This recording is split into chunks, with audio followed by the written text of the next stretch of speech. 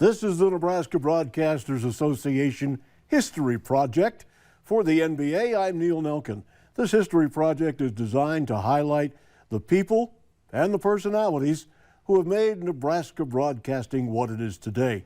Our thanks to Jeff Saban and the people here at WOWT Channel 6 for the facilities to record today. In almost every media market, there is a singular personality who represents the market, and when you see or hear that personality, there's no mistaking who it is you're in contact with. Our guest today is just such a personality. When you hear the voice, you automatically know that you're talking to the legendary radio personality in the Omaha media market. We welcome to the project Otis 12. Otis, welcome. Hey, thanks, Neil. Great to be legendary. It's somewhat heavy burden, but we'll try to bear up. You accept it? Yeah, you're forced to at a certain age. That voice, it is currently on KVNO at the University of Nebraska at Omaha, but that voice is legendary from a host of radio stations. When did you first realize you had a radio voice? Can't hold a job. It's an interesting question. I always, when I was getting into showbiz back in our band days, every time we would write a skit that needed an announcer, everyone turned and looked at me. You know, you're going to be the announcer. And I was in this band called the Ogden Edsel Wahalia Blues Ensemble, Mondo Bizarro Band, and we did video, Monty Python kind of things. And I always ended up being the newsman or the radio man or, the announcer. So then it became an accidental career. It served you well. It has. Let's go back to those early days. Oh, yeah. You actually got your start at Creighton University with a make-believe radio station? Well, there was, the student station at Creighton was KOCU, and it was run by Father Williams, whose was his niece, Mary Alice Williams, who was big on CNN, remember, I think? Oh, yeah. That was his niece, and she had just graduated from there. And, well, anyway, long story, Father Williams was a rather elderly man even at that point. And Diver Dan and I, or Jim Seller, who was my friend at Creighton, we were best of friends, and we decided to start this show. We said, we want to do a show, and they let us sign up to do the show on KOCU, which we called Revolution. And then what year was that? Do you remember? 1968. And the Chambers Brothers, Time Has Come Today was out, and CCR had a 14-minute long version of Susie Q, and we'd play those things, and then we invented our own band called Electric Bathwater, and we were doing all these weird things, and Father Williams would wander down the stairs of the studio and say, "What's going on?" And we'd say, "Everything's fine here," and he would go back upstairs, and never knowing what we were really up to. But it was great training. It was totally great radio one time and awful the next, but that's how you learn. We just were turning it on and doing what we do. So we fell in love with it, really. And it was fun. It was a lot of fun. And the music, everything was happening. Remember, it's 1968. There were a lot of things going on. So, yeah. The band. Yeah. Legendary, historic. Ogden Edsel is kind of a cult thing. You either know it and love it or you don't. Yeah, it was a Dr. Demento hit, the Ogden Edsel, et cetera, et cetera. Dr. Demento took a liking to us in our weird songs. He was playing them on his syndicated show in L.A. Well, he was in L.A., and the show was syndicated around the country. And so we got some popularity around that and toured for about 8 years and did a song called Dead Puppies, which we still can't escape. And it was kind of our sophomoric stairway to heaven. And I don't know how else to describe it. And we just had a great time. We traveled I got to see the whole country.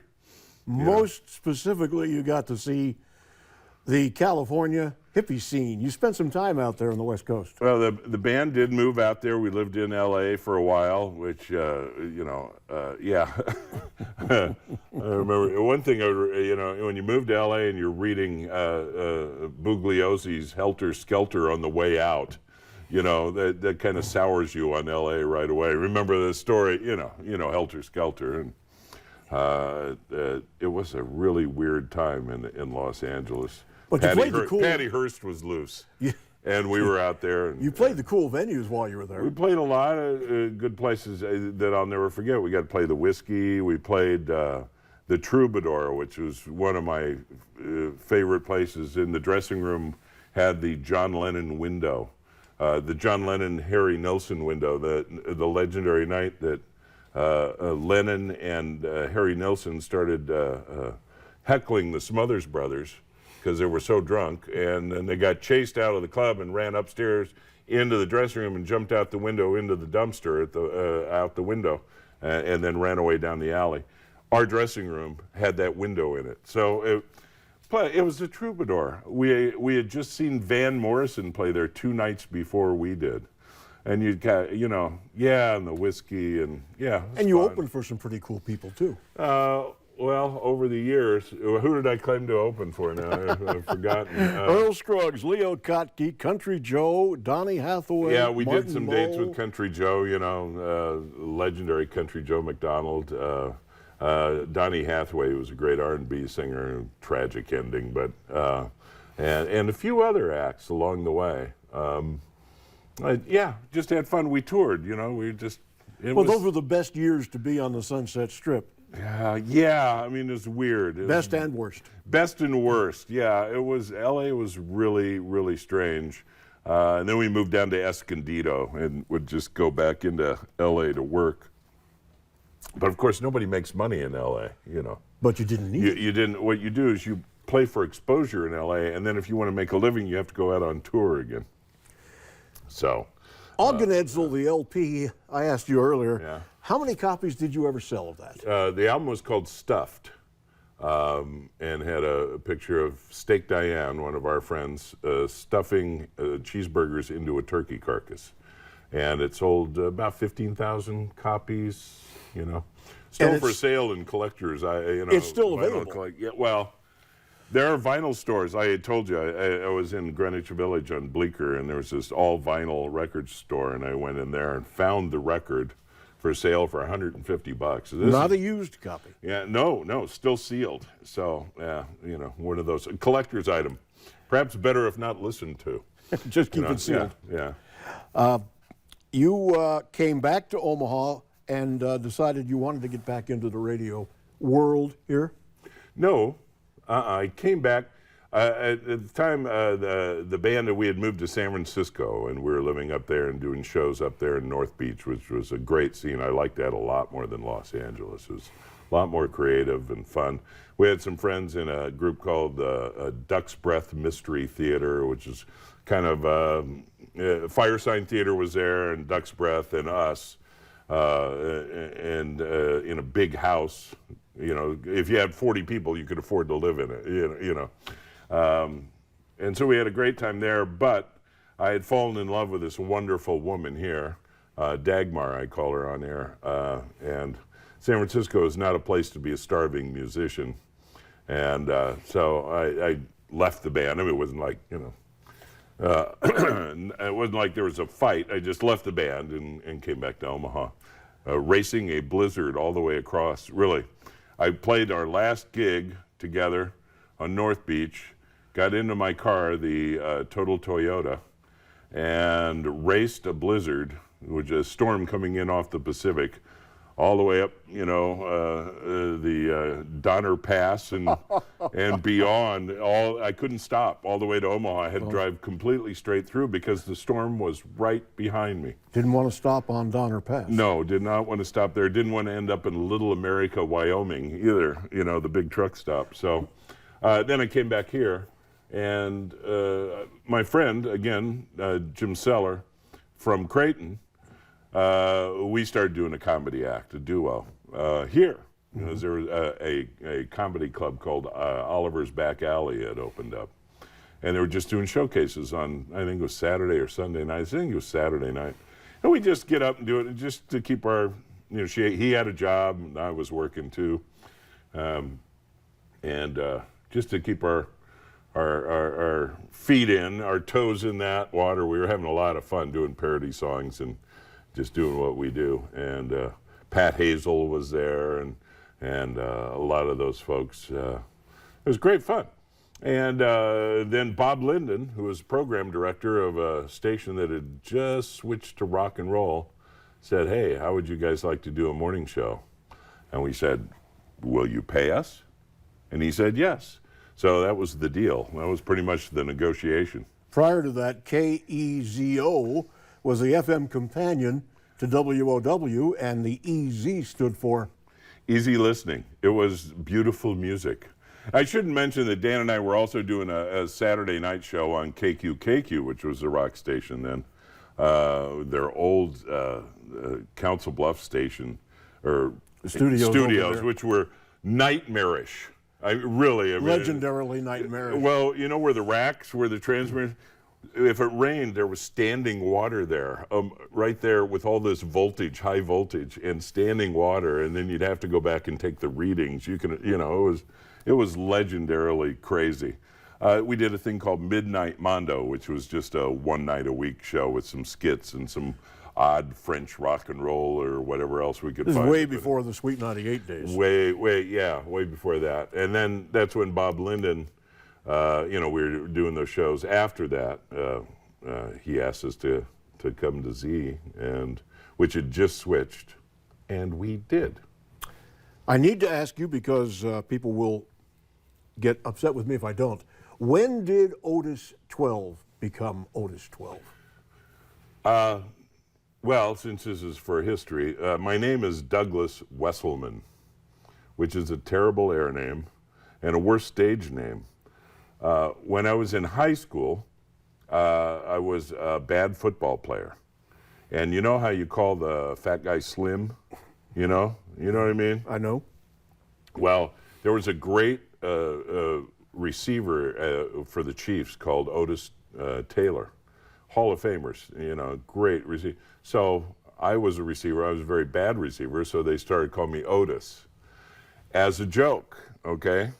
And they get, 2 career touchdowns, all right? We only passed the ball when we didn't want to run up. We'd run up the score with our backs and we would throw the ball to hold the score down. Let me just put it that way. So I became Otis. And then when I was in the band, everyone called me Otis as a nickname, and a couple of guys had come to Creighton with me. So it was still Otis. They were calling me Otis. Then I needed a last name. And my number in baseball, which I was actually pretty good at, was 12, Gil McDougald's.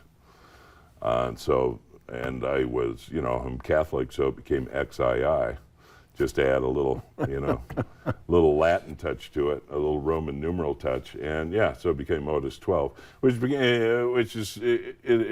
it's kind of a memorable name. So it certainly is, because it served you well all the time. It has. Yeah, even though I wanted to escape it several times, but do you sign your checks, Otis? I can. Somebody asked, what's your real name? I said, well, if you write me a check, pay to the order of Otis 12, I can cash it. So it's very real. It's a very real name. Okay, now you're at KEZO. When it just starts out, was it Z92 at that time? Yeah. When they switched to rock from Easy Listening, it became Z92 and rock. Who was the general manager? Do you remember? Jim Edens, who was a guy from Texas who liked, as I think I told you before, liked to go out and shoot bighorn sheep up in the mountains. A great guy. I mean, he really was. He was kind of the big guy from WKRP, if you know that character. Just loved radio. He just loved radio. And the reason he had been sent here, I don't remember, Meredith Corporation, which was a big magazine corporation generally out of Des Moines, who owned a few radio stations kind of as an afterthought, I think, really. Somehow Jim had gotten a job with him, and they sent him from Texas off to Omaha, Nebraska with this KEZO and this easy listening, and it drove him crazy. So basically, without research or anything else, he said, I want to rock. And he changed it to Z92, and then he'd stand out in the hall and just, smoking his cigarettes and tapping his feet. He loved it. The more chaos, the better. He enjoyed the excitement of it. So that was the birth of Otis and Otis and Dan. Diver. Yeah, Jim Seller, my friend, Diver Dan Doomey, which is frequently mispronounced. But anyway, Diver Dan Doobie was very commonly someone else's version of his name. Yeah, we'd been, like I said, from KOCU, and we had good chemistry, and it was real quirky. And they let you do whatever you wanted? They said, do what you want to do. And, I mean, basically, real freedom to do whatever the heck we wanted. And what was it you wanted to do? Well, we wanted to do some radio theater, so we invented a character called Space Commander Whack. That was my character, and he was Stupid Larry, and produced a whole series of adventures that would be on 3 times a week. People could follow, and fake commercials, a la Saturday Night Live, Before Saturday Night Live? Well, no, about Saturday Night Live was going. Yeah, it was kind of same thing. A lot of parodies, music parodies. Would you call it improv? Yeah, and then just kind of nothing is sacred commentary. Though, must have said, some people have asked me, were you shock jocks? No, we weren't. We never used any kind of language or situation that people who had kids in the car couldn't listen to. But we did do adult humor that the adults would get. You had to think about it. You had to think about it. It was more like, I don't know, one of our inspirations was Rocky and Bullwinkle, in the sense that if you know the show, it's very much for kids, but there's a real adult level to it too. Mm-hmm. So we tried to do that. How much preparation and writing was there to the bit you did on the radio? Well, Space Commander Whack was fully scripted and had to be produced, so there's a lot of writing with that. The parodies is like anything else. Yeah, we were writing a lot of stuff, but when we were first on, we were doing 5 hours. We were 5 to 10, so 5 hours is, you can't write all of that. You can't. So yeah, a lot of it's spontaneous. What's going on, which got us in trouble from time to time. Can you give me an example of what got you in trouble? Mostly with sponsors.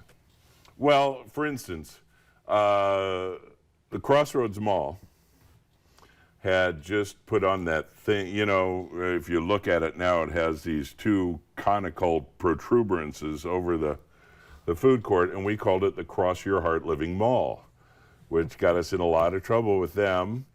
And then we had, it was the days we had Crossroads and Westroads and Oak Roads.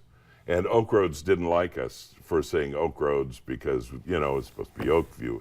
People are very, or I would make a comment, I remember making a comment about the quality of McDonald's food once, which is also, like a $200,000 a year client of the station, which got me in some trouble. Got me suspended for a week. With pay. So that made you apologetic? Nah, well, yeah, but that was part of working on the edge. But we, like I said, we never got in trouble for anything offensive in a real sense. We offended sponsors. Back in those days, the Omaha World Herald had a media critic who wrote for the paper, reviewed radio and television. Yeah. Did you get much written about you? We did. We did. Especially when we ran for mayor. We ran Space Commander Whack for mayor. Who else was running? Mike Boyle. Al Vase was running.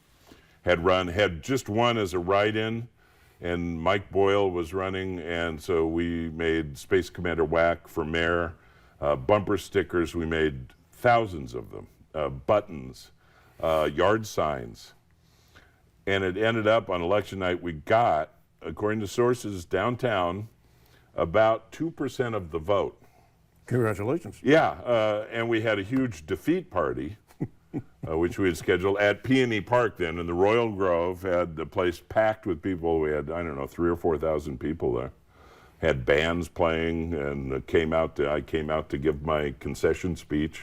My defeat. It was amazing. We had a great time, and we got written up for that. We got you know, live television shots. All the stations were there to do live shots. It was just crazy. It was just crazy stuff. Now you flipped from beautiful music on KEZO Yeah. to rock Right. on Z92. Right.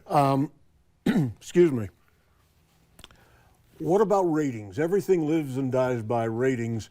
What was the reaction to the ratings when you first started out? Well, we kicked in the real, you know, there are 2 rating books a year in those times. It was a spring book and a fall book. And second book after we got there, just, it was like the ratings tripled.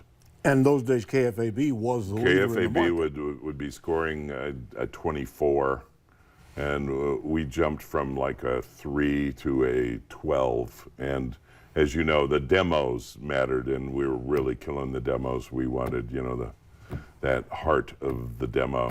What was your reaction to that success? Here you come in and untested, untried, and now you're successful. Well, my reaction was, you need to pay me more money. Because basically we went in with like kind of a rookie NFL salary thing, you know. So, okay, we'll do it. And they were paying us okay. But, you know, it's fair, it's business. And so we asked for more money. It was the first thing we did, I think, within hours.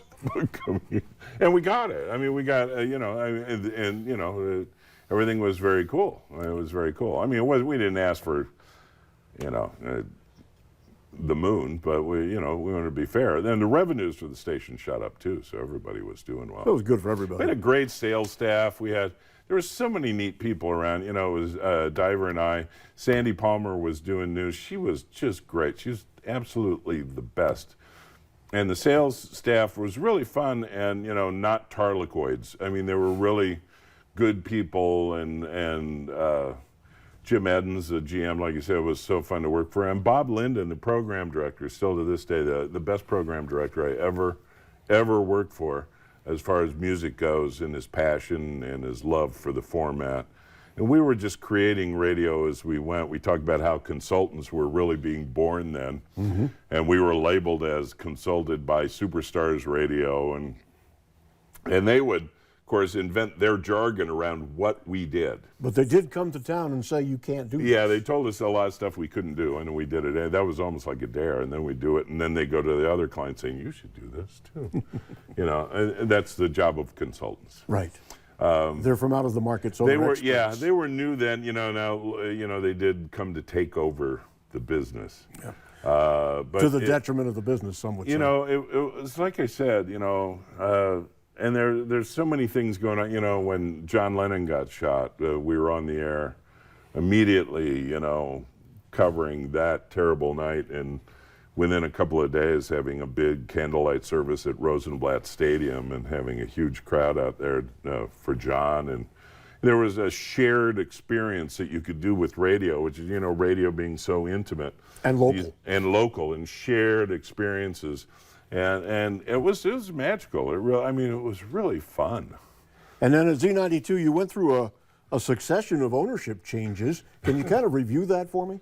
You know, and I'm not clear on the order of all of it. You know, we were Meredith, which was that magazine company from Des Moines. They had Better Homes and Gardens was like their, you know, I think one of their. That was one of theirs, yes. Flagships. And then they did own, like you said, a few radio stations, but they didn't really know what to do with them. Then they sold us to Narragansett, which was out of Rhode Island, which is where Narragansett Bay is. And that was a pretty hard charging bunch. I mean, you know, they really wanted revenues. They were really a money bunch, which was cool. And then we were sold to Albemarle, which Skip Finley was the guy who ran it for Albemarle. We were, a black-owned radio station, Skip and his partners. They owned part of an NBA team, too. I can't remember if it was the Wizards or somebody, but anyway, they were great. Skip was great. He liked to fly us around, so we liked that a lot, you know. And then Journal broadcaster, Journal I think Communications.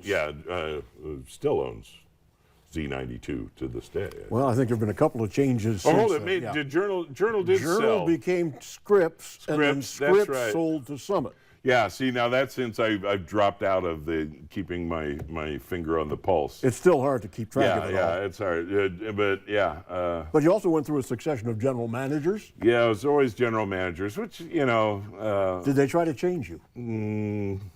Well, one program director did, and that did not work out well for him. I don't, because, and it's not because we were divas, but we knew what we were doing and what we wanted to do, and frankly, maybe we were, or maybe I still am, cocky enough that, if you want me to change what I do, you can't really pay me enough money. I'm not that mercenary. You know what I mean? It's not a point of pride or anything. It's probably a personality flaw.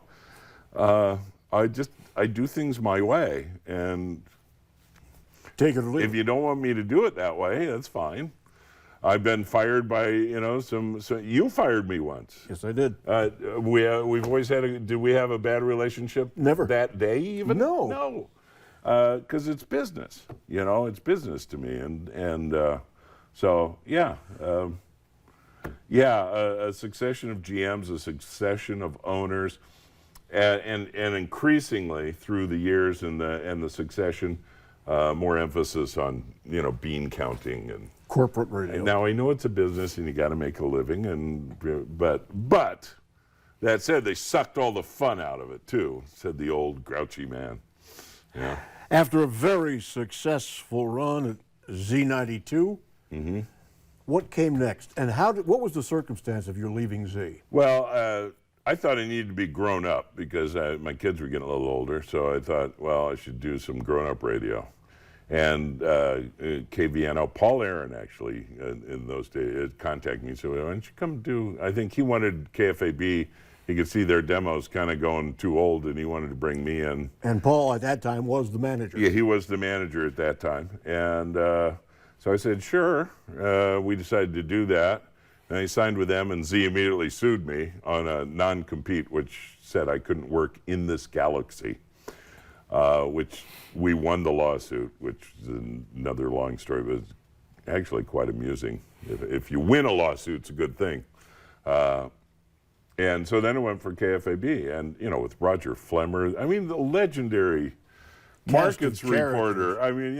Roger was just a lovely man, and I remember I was there, and I said, one morning I said, Roger, it's Mick Jagger's birthday. Oh, who's that, Otis? How could you not love that? He was Les Nessman, but he was wonderful. And he was real. And I got to work with Kent Pavelka and Gary Saddlemeyer, and these and that whole legendary heritage station, and he did that for 7 or 8 months, 6 months, somewhere in there. But Diney Landon, local wonderful person, had bought a small little signal called CD 105. Now going back, that was the Smooth Jazz. Smooth Jazz. Which and it was a great sounding radio station, but it could never really get off the ground. Well, it's because, that's like easy listening. How do you can't energize an audience when you're mellow. It's all of that contradiction. But anyway, she wanted also to, to have a little fun. So we became Classic Rock. She hired me with a very good contract, and Dan, and we were back together. And we did that. And after I won the suit, went to KFAB, and then went with Diney. And put CD 105 on the map. Then CD 105, you didn't have the blow up of ratings like you did in other, because, the market was much different then. By then, there were a lot more stations, for one thing, Mm-hmm. and formats had really kind of, stratified, So there was less explosive room, there were less gaps to jump into. But you repeated your success. But we had good success, yeah, we did. People followed you. Yeah. And you were at CD for about how long? I think, I had an ironclad contract for 6 years. I think it's about 6 years. And then Journal, by then, had bought me back. The company that sued me had bought the station, so now I was working for the people who sued me, full circle. Mm-hmm. And then I got fired by Jim McKernan, who I'm friends with today if I see him. I haven't seen him. I think he's out in Illinois or somewhere back east, Pittsburgh, somewhere. Anyway, like I said, and then, they wanted to save some money because I was expensive.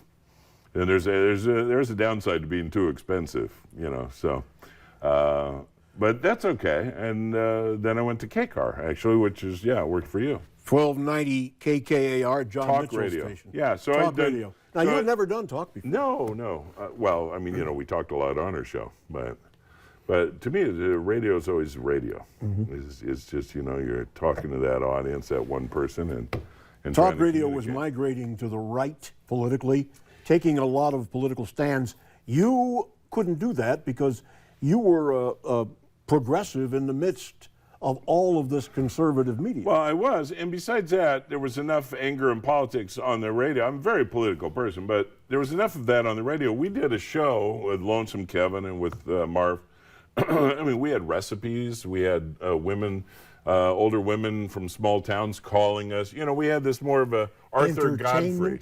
It was more of an, you know, Arthur Godfrey. It was kind of this. I remember we used to take you out on remotes all the time. And we'd have guests. We had, you know, David Crosby, as you mentioned one time, which was a good interview. Fabulous. And other people like that. I think I talked to Yoko Ono on that show and things like that. You know, it was not politics. It was arts and live music. And live music and just kind of different thing because, then here's Rush or here's, you know, whoever's going to yell about this or that or the other thing. You never yelled. No, we never did. But what happened was 9/11 happened, and the station really wanted to, everything really got the angry talk radio really started kicking in, and I couldn't do that. Yeah.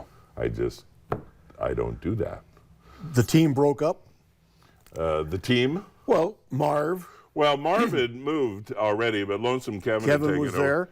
Kevin? Kenda? Yeah. Kenda Caniglia. Yeah, Kenda. She worked with She's you as well. in New York New York now. City. Yeah. I hear from her every once in a while. Miss her. Miss Lonesome Kevin. Miss Marv. Marv's in Austin, and talk to him every once in a while. Yeah, I mean, you know, there just wasn't room for the show we were doing, and you know, that made sense to me. And it also didn't make sense to me to try to fake that I'm this angry talk show host. Because you're not. Because I'm not. No. So you're out of 1290 KCAR. Yeah. So overnight you become a writer with no previous writing experience. Well, no previous right. writing experience except my whole life we've been writing, you know. So then I decided to write some novels. Moved to a small town. Moved to Walnut, Iowa, which is a cool little antique town and really pretty and still, still vibrant for a small town. And get a chance to write, thanks to my wife, Dagmar, Debbie.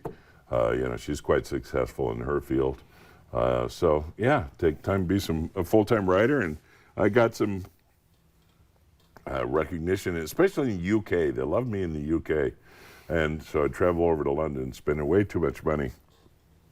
I won this prize. The British Crime Writers Association has a prize for a first novel. It's called the Debut Dagger Award, okay? They also have Dagger Awards for, a long time, Val McDermott and all these really, I don't know if you know her, but other great writers. They get the big awards, and then I got the Debut Dagger at this banquet over there for my book on the albino farm. And so, you give your little acceptance speech, and I say, well, yeah, I have the intelligence to be a good writer because I've just spent 1,500 pounds, for travel and lodging and everything to come here and accept this award, which is 500 pounds. So I'm perfect for this career, and so anyway, I won that award. I won some other awards for my short fiction. The one I was most proud of was runner-up for the Kurt Vonnegut Award from the North American Review, which was very cool, which carried no cash. You got no cash. But it was a great award. But it's a great award, runner-up for Kurt Vonnegut. But and so I write, and I still write. I think one of the ones that was maybe the most locally famous was Tales of the Master? Tales of the Master was published by a small publishing company, and it's out in the United States, and it's sold okay. It's still selling. Went through 2 printings, which is, not bad. Not bad. Anything new on the horizon? I just write. If you start chasing publishers, it gets really tiresome. I have an agent still in Edinburgh. Don't keep him busy. No, and he's busy with other things. We have a joke. He's waiting for this book I'm supposed to have done. And The Great American Novel? No. And no, I would not call it the Great American Novel, but a novel. Yeah. Before we get into where you are today, I do want to go back and revisit The Mean Farmer, kind of a trademark for you over the years. Give me the genesis, where The Mean Farmer came from, and what it led to. Well, as I said, we had Space Commander Whack, Space Commander, and Stupid Larry, and Glorf the Dead Martian Dog, and that whole adventure. And then Dan left the show for a while, and I was doing the show partnered with Sandy Palmer. Well, we couldn't do Stupid Larry anymore. I needed another character. And we had kind of done the radio theater thing. So from my experience as the grandson of a farmer whose grandfather lived up the lane from this guy named Green, who was a mean farmer, suddenly I wrote this one sketch called The Mean Farmer, and he's griping about, everybody who comes near his property. And people liked it, so I thought, well, let's do another one. And then pretty soon, the character just came so easy to write that, we wrote about 400 of them. And it was different than radio theater because it was a monologue, basically, with a music bed. It was 2.5 minutes long. And you just, boom, every, twice a week. Always written in advance, or was it spontaneous? No. Sounds spontaneous. Has to. But no, it's written. No. We might mention, too, that a lot of the Otis 12 audio is available on the internet. There's some out there. There's otisxii.com. When we had left Z, and when you had finished, have all this stuff. I know this is historic because we used to put stuff on tape. That iron oxide thing. On a piece of Mylar? Yeah, that would just fall apart after a while. This stuff has a very limited shelf life, and we didn't know that then. No, but we're facing the end of that, and there was a young kid who's not so young anymore said, gosh, we should save that. I started sending him boxes of these tapes, and he saved as many as he could. Great guy, Greg, thank you. And digitized them. So at otisxii.com, you'll find a lot of MP3 files. You can just grab them. They're, Space Commander Whack, Mean Farmer. Did you ever think to copyright all of this? Oh, it's all copywritten, but, okay. That doesn't, what does that mean? If somebody wants to take one, it's not like somebody's going to take one and, if they make a movie of it, I'll sue them. There you go. But, you want people to listen to it. Not going to. Greg pays me $1 a year, so I maintain my copyright protection. Okay? That'll mess up your taxes, I'm sure. Yeah, it does. But you know what I'm saying is, I'd much rather people hurt him than lock him up somewhere and, worry about it. I mean, not a great deal of interest in bootlegging any of those. But they're there and they're fun. And a lot of people, I get emails, occasionally actually an old-fashioned letter, Actually handwritten? And we collected some on, speaking of old technology, cassette tapes. Like you said, we sold literally thousands of them as every Christmas. We would say the Mean Farmer tape. It would be the Mean Farmer meets Space Commander Whack. The Mean Farmer meets, Dickie Schmooze. The Mean Farmer meets Dickie Schmooze was a Sellers, Diver Dan character. So we just put those out. And we sold literally thousands of them. We'd sell them at the Furniture Mart and Homer's. And, and so there are thousands of those out there, too. So just when you think you're about ready to wrap things up, you decide to start a whole new career. Well, not so much start. I'm raising a granddaughter who needs to go to college, which means, I make some money as a writer, but she's going to go to college.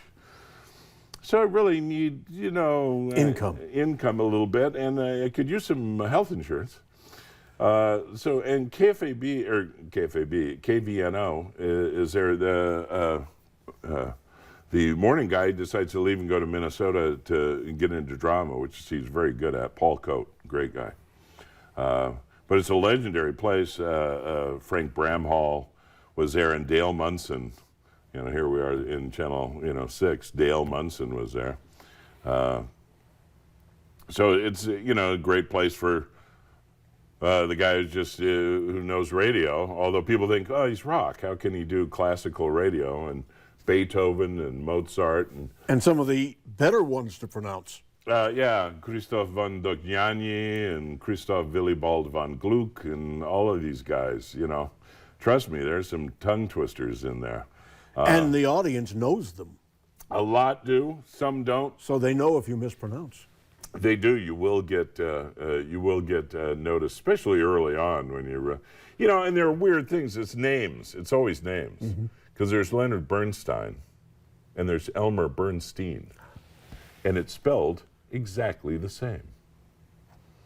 And Bruce Springsteen. Yeah, exactly. You know what I mean? Every family has a way of pronouncing their own names. Sure. So once you get into the world of names, you're in trouble to begin with. Well, how did you adapt to the classical format? Well, see, and that's the thing. People say, how can you do that? You did rock, and now you're doing Beethoven. Music is music. Franz Liszt had groupies. He did. He was a big touring animal. If they'd had satin tour jackets in those days, Franz Liszt would have, been selling them in the lobby. Really. So you've done your research. Well, that's just, musicians are musicians. Duke Ellington said there are two kinds of music, good music and the rest. That's it. It's still music. These are musicians who involved in scandals, do too many drugs. Giuseppe Tartini jumps out of windows because he wants to have the last word in an argument. These people they're musicians. Haydn leads his orchestra, and everybody in the orchestra loves him. They call him Papa. He's the band leader. This is music.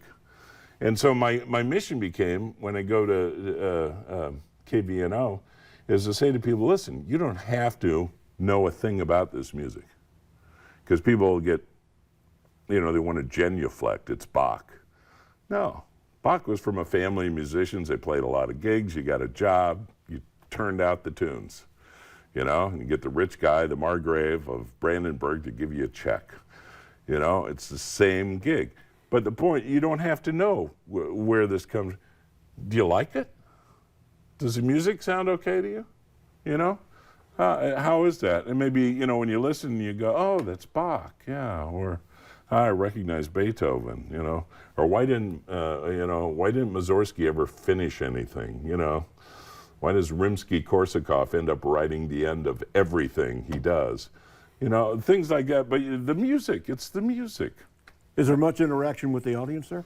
It's, by definition, it's different. You're not going to be, hey, see you Sunday, at the big Beethoven concert.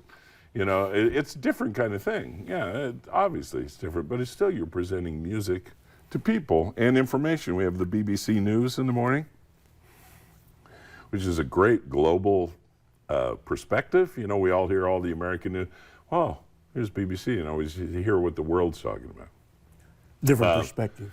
And it's one of the last places since, working with NET and the cooperative agreements we have, we actually, cover the unicameral when it's in session. Every day there's a report, extensive, that it's hard to find. You used to find it all the time. You and I were talking earlier, KFAB had a newsroom. The radio station had a newsroom.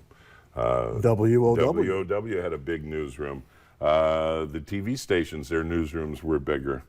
There are people covering more of these local things that really getting lost nowadays that aren't covered. But NET Radio does cover. But yeah, we still do. So because when we all work together, we can put that together. So yeah, that's cool. It's really, you get all the information you need and you get some Beethoven. And maybe I say something amusing. I might. If it comes to you. If it comes to me, and it happens. It happens. Today I played a minute worth of Rooster Cogburn. We had music from True Grit, is what I'm saying, because movie music fits. So you're just gonna have stuff. You have freedom to do pretty much what you want within limits. Well, within limits. We have a great music director. Melissa Dundas, who's moved to Minneapolis. She's doing quite well up there. Right now we have Darcy Gamrell, who really knows her stuff. She's an oboist who plays with the Duluth Symphonies, played with some other orchestras. So she programs my music, make sure I have the good stuff. But every hour, I've got a couple spots I can fill, so. You've been a Renaissance guy. People have called you a Renaissance man because you've got so many interests in so many things, and you're so cerebral. Does that ever get in the way? Only if I start thinking about stuff. I've been very blessed. With the privilege of growing up with a great education. I went to a Benedictine monastery when I was 12 years old. And I was going to be a monk. I was going to be a priest. But I learned Latin. I learned classic Greek. I worked with old Vulgate Bibles and translated them as part of the drill, or classic Greek, copies of manuscripts and Plato, and I was blessed, which can make me a snob. I realize that, but I really got what you call almost an English education. I mean, in the sense that all the greats, the great books, Latin, Greek, the classical. I should have gone to Oxford. You know what I mean? I was blessed. So now I'm a pain in the butt because I know a lot of stuff. I can't always connect it. It's not always practical. It doesn't always apply, and it might bore you to tears, but I got a lot of stuff filed away up here, and it fascinates me. I love learning stuff. Do you effectively translate that to your kids? I don't know if you can. I have so in some ways. My kids are pretty varied and. But do they value education? Oh yeah, they do. They do. It's very important. Books are really important, I think, is the biggest thing. So. Have you done everything you want to do? No, I haven't been to the Alhambra yet. I really want to go to the Alhambra, and I want to visit Spain. I have not ever visited Spain, so I'd like to go there. And I think I'd like to spend a couple months in the Azores. I don't know why. It's just on my list. Okay. Just to go there, and there's nothing particular to see except to be there. Well, you look good and you're feeling pretty good. I'm feeling pretty good. I'm blessed. I've been blessed with, like I said, the privilege of the education I've gotten, the breaks I've had. It's an accidental career. It really is. I did not plan to go into radio. I mean, I got lucky and did that, and the television things, at Channel 7 and Channel 42. I had a chance to meet and interview so many people, famous and otherwise, notable people. As you know, in our business, it's one of the really good things. You really get exposed to all sorts of celebrities, intellectuals, musicians, artists. And so it's, been fun, And you learn from everybody along the way. I think so. Yeah, and basically just remembering, like I've said before, that just really lucky the people I worked with, really. Thank you so much for your time today. Appreciate it. Well, thanks. It's great to be part of this historic project. And you are historic and legendary. Otis 12, Doug Wesselmann, our guest today, with the Nebraska Broadcasters Association History Project. Our thanks again to WOWT Channel 6, to Jim Timm, Executive Director of the Nebraska Broadcasters Association, Chairman Emeritus Marty Riemenschneider. For the NBA, I'm Neil Nelkin.